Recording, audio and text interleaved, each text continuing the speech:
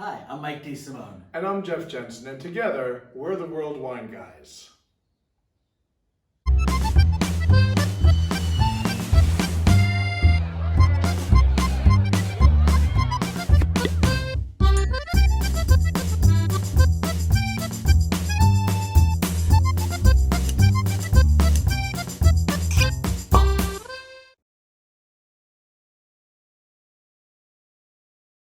So welcome to our show, World Wine Guys, What We're Drinking.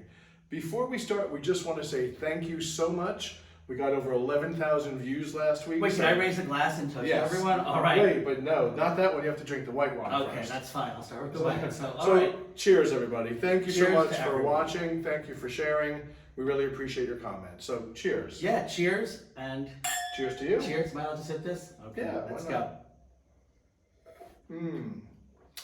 So talk a little bit about volcanic wines, Yes. and I'll talk about the All wine. right. So, we did, white wines, and we did red wines, and we did rosés and sparkling rosés, and we decided to talk about something a little different this week, volcanic wines. Volcanoes actually, volcanic soils cover less than 1% of the Earth's So they're surface. very small. But a lot of really great wines come from volcanic wine regions because they grow in those ancient soils. Yep. They're from all over the world, and it's funny though because even though they come from different places, they all tend to have like a very similar taste profile. They're not super fruit forward, but they've got like minerality and like saline and smoke and flint. And they're really crisp and clean. And some of the volcanic areas around the world, like Mount Etna, for example, a lot of the Greek islands. But did you know that Provence is a volcanic region? We're going to talk about that in a second. Hungary's Lake Balaton and some of the Tokaj region, Golan Heights in Israel, and Napa, Sonoma, and Lake County all have volcanic soils too.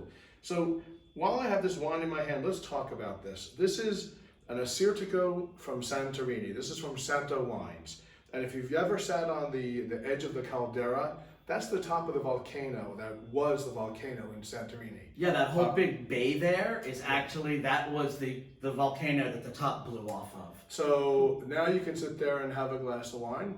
It's a beautiful place to be. This is 100% Assyrtiko. It's aged on the lees for about a year to 14 months. Very creamy, but very crisp. Let's give it a All try. right, so cheers. Cheers. Cheers to you all. Cheers to you all.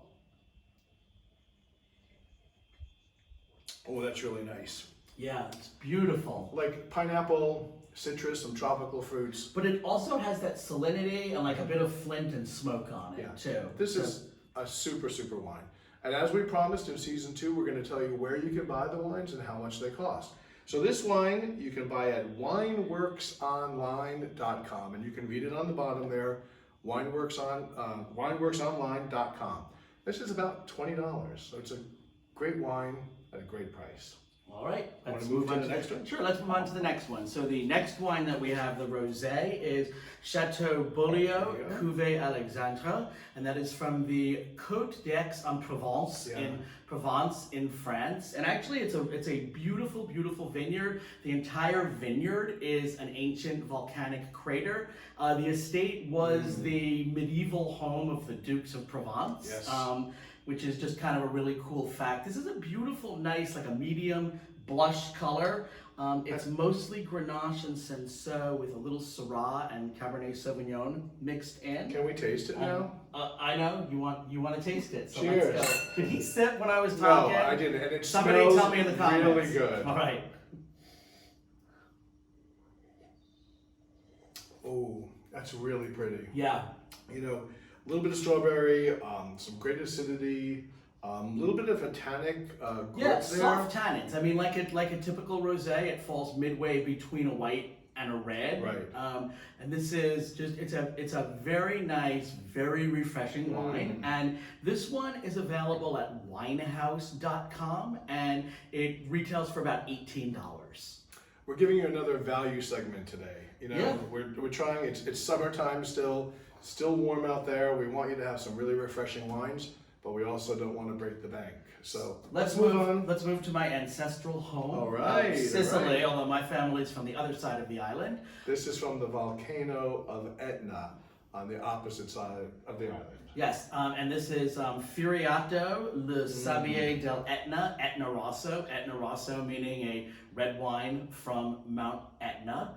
And actually, the cool thing about Mount Etna is that it's still an active volcano. We were there last year or the year before. We were there last year, and we're actually standing on the base of the volcano and watching it actually smoke. The winemaker from this winery actually wanted us to go up hiking on the mountain, and we did. But we wisely stayed away from the crater. peak. He wanted us to go to the crater, but maybe next time. This is aged in 100% stainless steel, so I'm expecting some nice fruit flavors and not too much heaviness or not too much oak. So let's give it a try. All right. Cheers, Jack. And cheers to you. Cheers to all of you. Cheers. Oh, that's really nice. Really, really nice. It's got that like black cherry, cassis or black currant. Yeah. Almost even a little bit of cherry cola. It's got a really nice flavor. And some black pepper, but a really interesting, a juicy finish. You've got that minerality, but then like the acidity and the juiciness comes back. That's really nice. And this one's also a bargain for about $19, and you can get it from winesfromitaly.com. We can't make it any easier for you. Winesfromitaly.com. So we wanted to introduce you all to volcanic wines. It's a really interesting category. It's a category that is really heating up, as they say. But I'm Jeff Jensen. I'm Mike DeSimone. Together we're the World Wine Guys, and thank you for watching World Wine Guys, What We're Drinking. Cheers. Cheers, and see you next week.